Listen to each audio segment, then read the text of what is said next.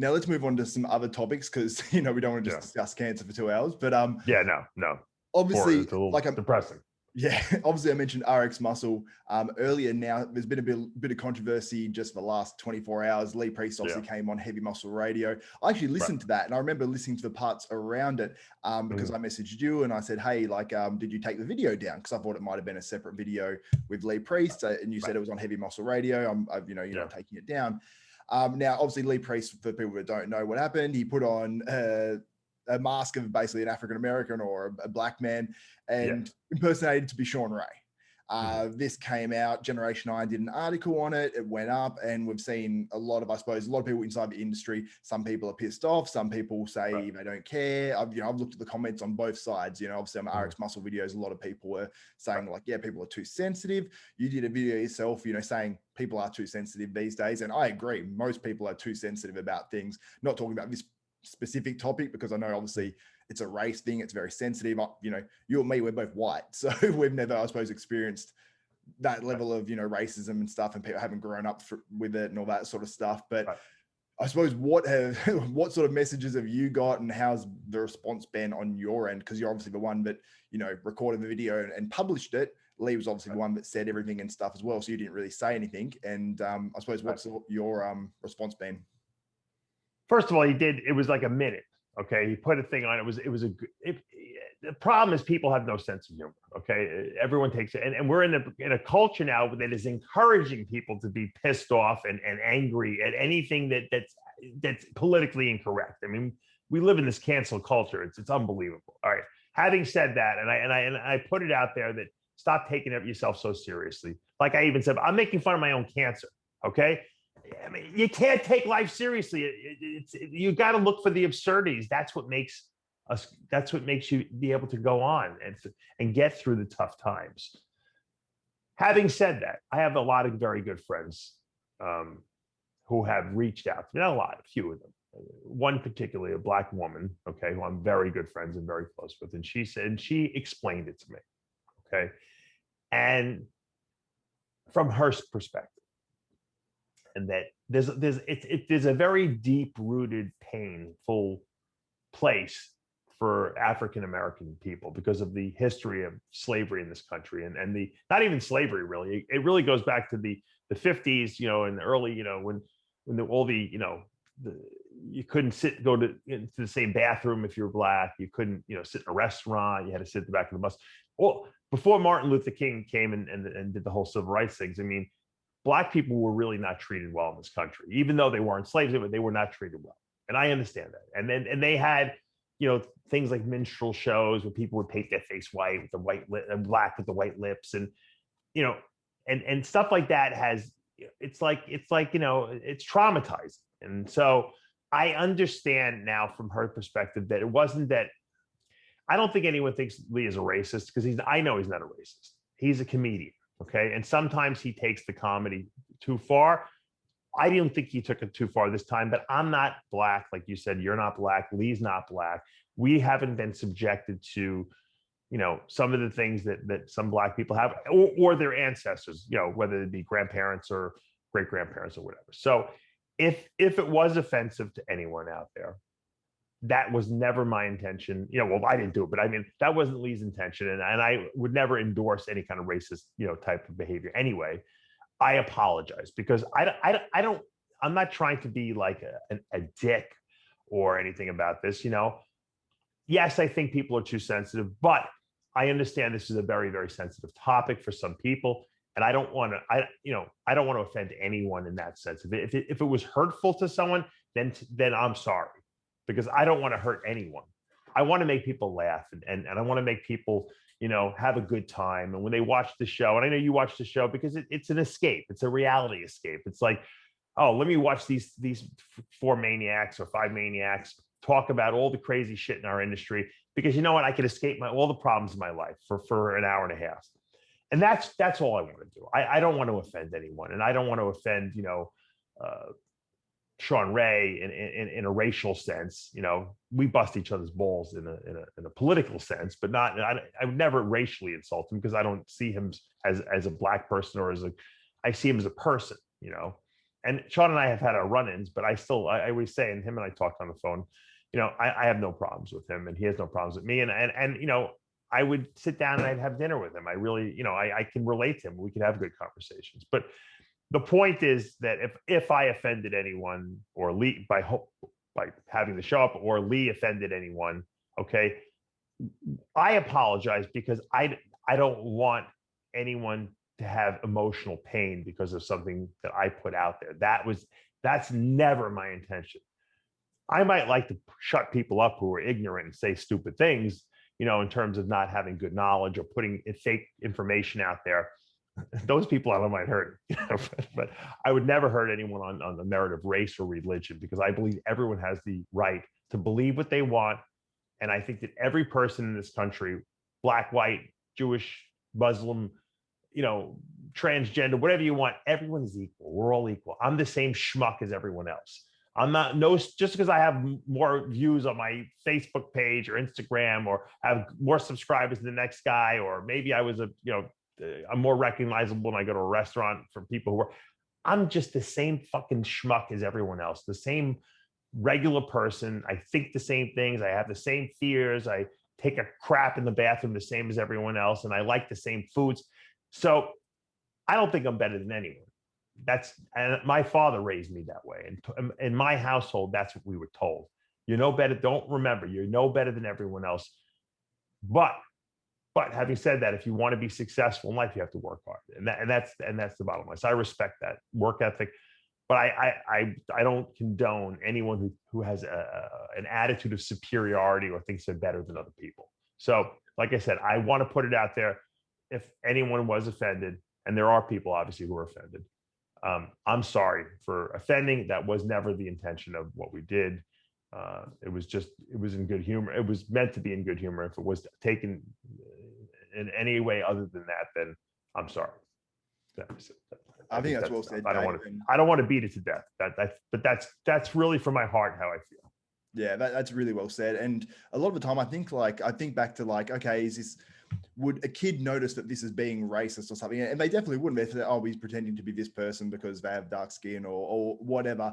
But I do understand, like you said, like how your friend reached out to you and explained the situation. And I've become, I used to think, oh, what's the big deal? You know what I mean? Like if that's their skin color and you're pretending to be them, I wouldn't get it. You know what I mean? But now I do understand from both sides of the coin how in Australia, I think it's very different as well. Not making excuses for Lee or anything like that, but it's a different sort of culture. I mean, he's lived in America, so maybe he knows more what it's like. But over here, it's a different culture. We don't have the African-American community. We have the Aboriginal community, but it's still very, very different. So it's, I suppose, each different race and nationality all have different, I suppose, views and I suppose ideas of things. I suppose we just need to be aware that I suppose everyone has different sensitivities towards these sorts of things. And I think what you said was absolutely right. The same person said to me, they said, well, what if it was making fun of the Holocaust? I said, well, he didn't dress up as a concentration camp survivor. I said, you know what I mean? It's not a good analogy, but but you cannot make an analogy because of what the African-American person went through in this country was so heinous. Okay. That unless you have experienced it yourself, you can't even comprehend it. That's why I'm putting it out there that I'm sorry, because that was not my intention to hurt anyone. And if it did, and I can't relate to it, why it's not funny, then I'm an idiot and I apologize. That's it.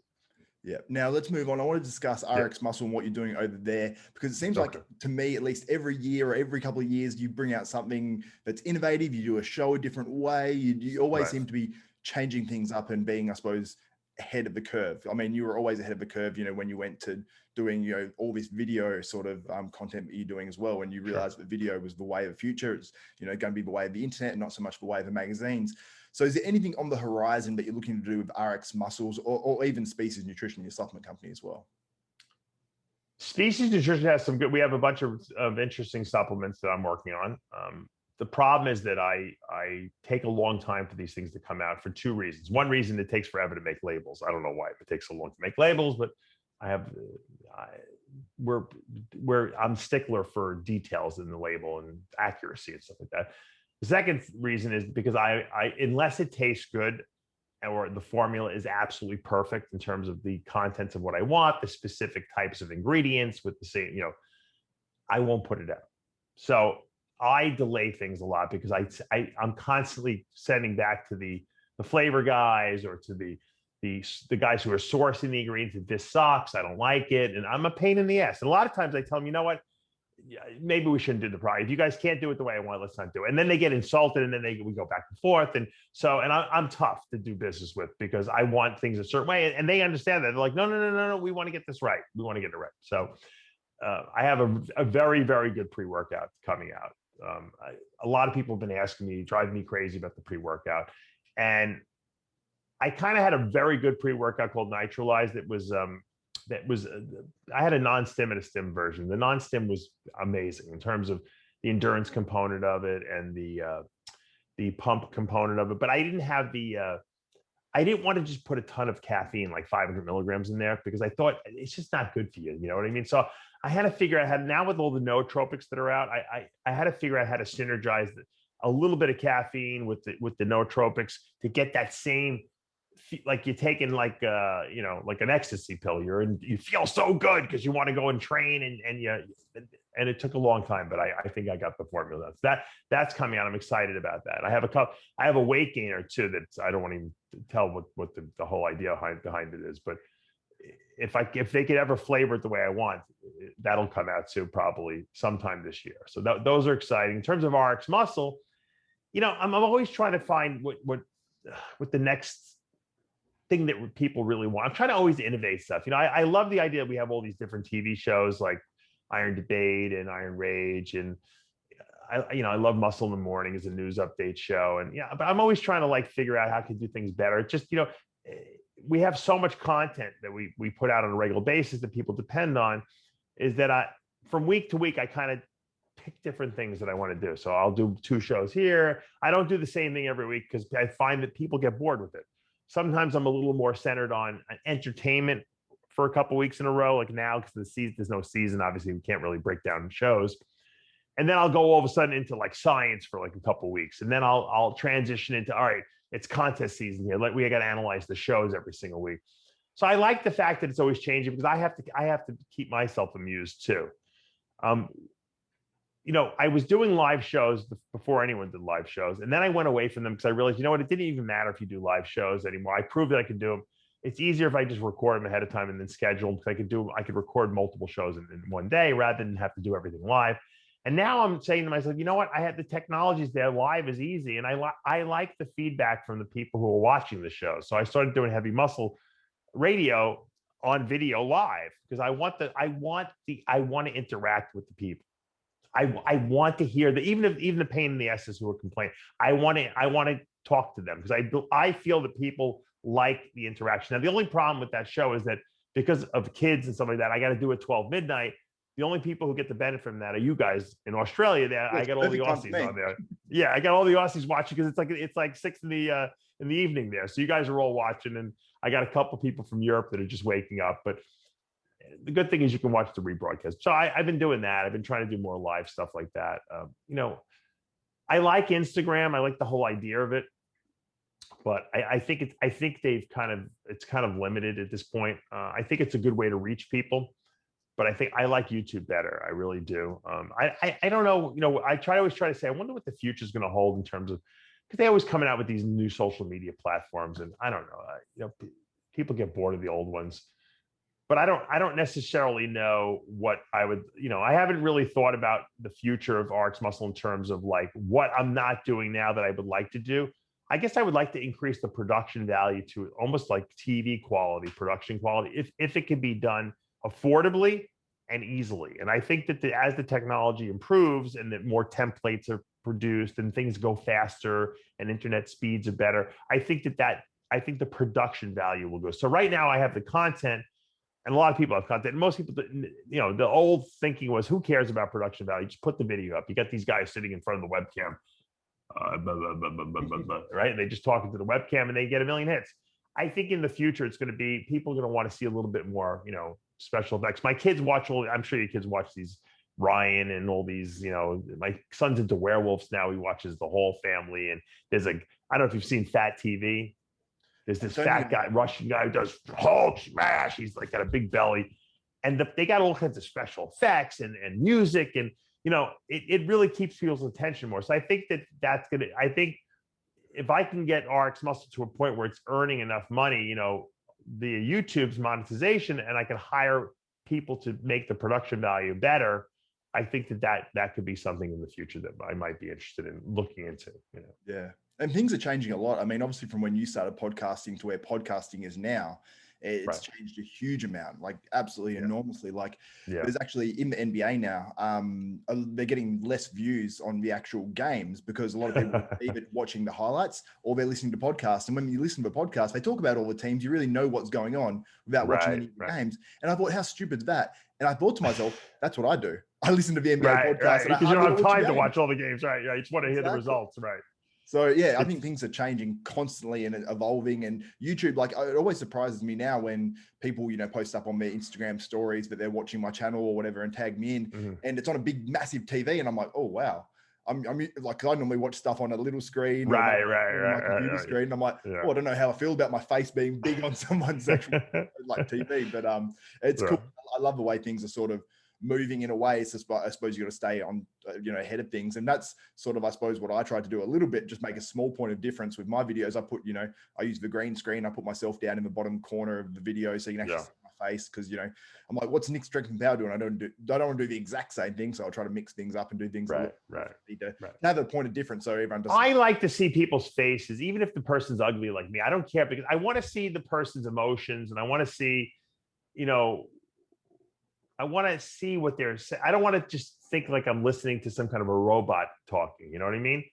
That's just me though. I like that personal touch. I like watching your channel because I like to see, your reactions to things on your facial expressions. You can't see that when you're only listening to a person's voice.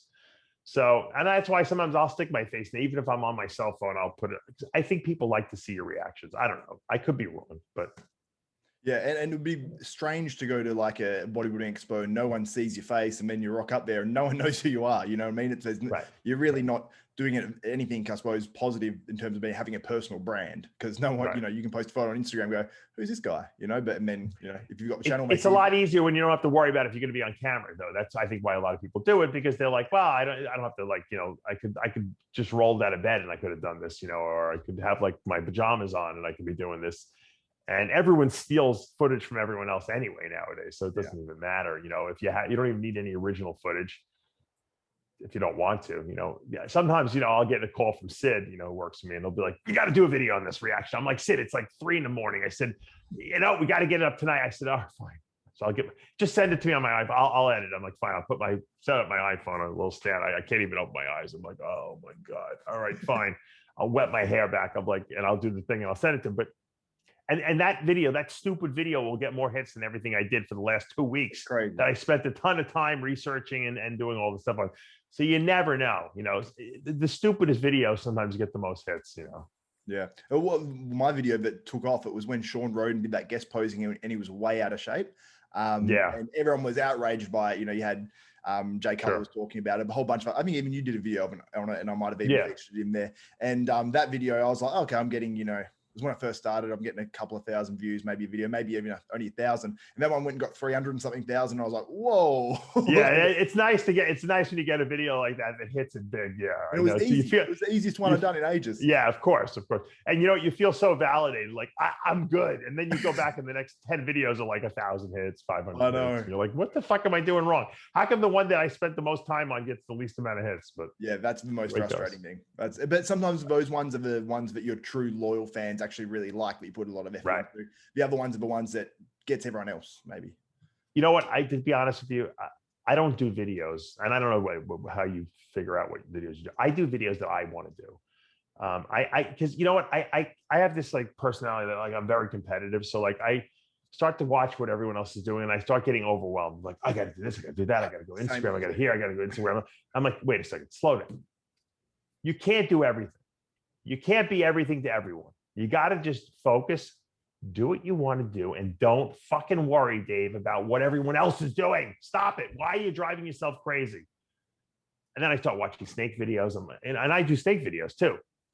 I have a snake channel, a reptile channel called Muscle Serpents University for, and I give advice. It's basically like my bodybuilding channel, except it's for about snakes and how to breed them and all the different morphs and all that stuff. And then I got a fish channel too that I had started in New York because I had a monster fish tank there with a 650-gallon tank. And that channel's got some videos with millions of views on some of these videos. I've started nurturing that one because I got a new fish tank, and I bought a property across the street from me that has a pond in it with a koi in it. So I'm all over the place. But you know what? Like I said, but you have to focus. You can't do everything. So what I try to do is I try to do the things that I know people know I'm there. Because people say, why don't you answer your Instagram IMs, and PMs? I'm like, I can't. I answered Facebook. I answered my emails. I have text messages. I have WhatsApp. I said, I can't answer another set of PMs. So you have to pick and choose what you want to do, basically. Yeah, absolutely. Very wise words, Dave. Do you have any final words before we wrap up this interview? Yeah, you know what? I think that my final words are that do what you love. And I say this all the time. Do what you love in life. Watch what you want to watch. Don't feel overwhelmed by social media. Social media is look, it happens to me. Sometimes I'm sitting on the toilet before I go to bed. It's like 4 a.m. already, 3:30 in the morning. And I'm like, all right, I got to go to bed.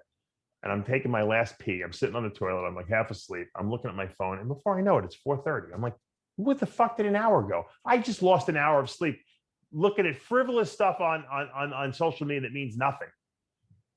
You got to turn the phone off at night. That's what I said. That's my new thing. As soon as I walk up into my bedroom, that phone, I will not look at it again. I will. I'm dying to look at it. I'm like almost like a heroin fiend trying to get that.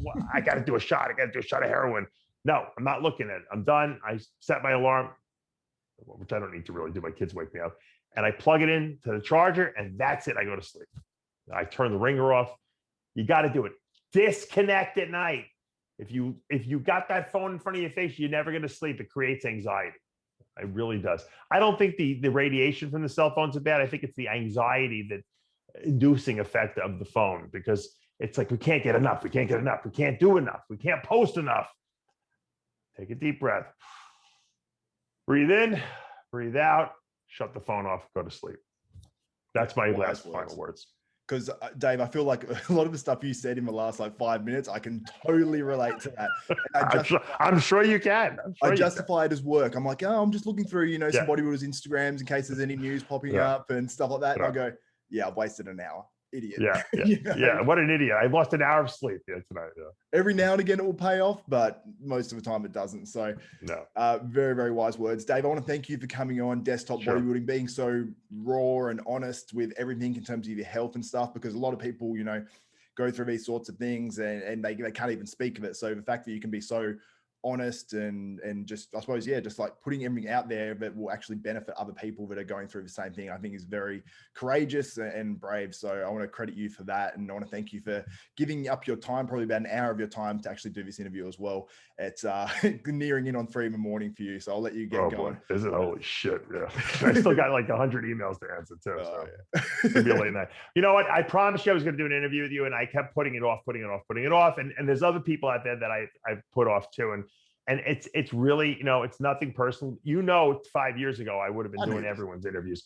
I just don't have the time. It's a matter of, do I want to spend time with my kids, do an interview, and then get yelled at, by my wife because I'm picking the wrong thing, or do I want to give up my sleep time, or my work time at night, because I really just don't have enough time in the course of a day. So, you used to work for me, did some great stuff back in the day for Rx Australia when you were running it for me. And, if there's anyone I really wanted to do their show, it was yours. So I'm glad I had this opportunity.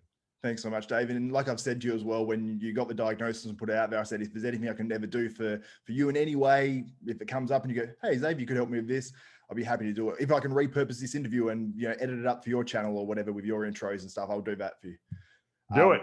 Do it. I'd love it. Yeah, that would be great. But like I said, I wish you the best. I know you're a very hard worker, and I've watched you from when you were a young guy, and really working your way. And the reason why you're successful is because you have a good work ethic. And if I was helpful in helping instill that in you, then I did good. Because after all, we have to help each other. We all aid each other in a different way and inspire each other. And then with people I looked up to and with their work ethic. And so, we got to keep passing it down and paying it forward. And that's how it works. And so I appreciate it. And so if I'm in the hospital with cancer, I'm going to say, Xavier, start editing videos again. No, I'm just kidding. We're good. I think I'm good. But once again, I appreciate you having me on, and I appreciate the support you give the channel. You're always pumping us up. Thanks so much, Dave. So that's Dave Palumbo. Make sure you check him out at RxMuscle on YouTube. The link is going to be in the description to RxMuscle, the Species website, and all that sort of stuff in the description below as well. So for Xavier Wills and Dave Palumbo, we are out.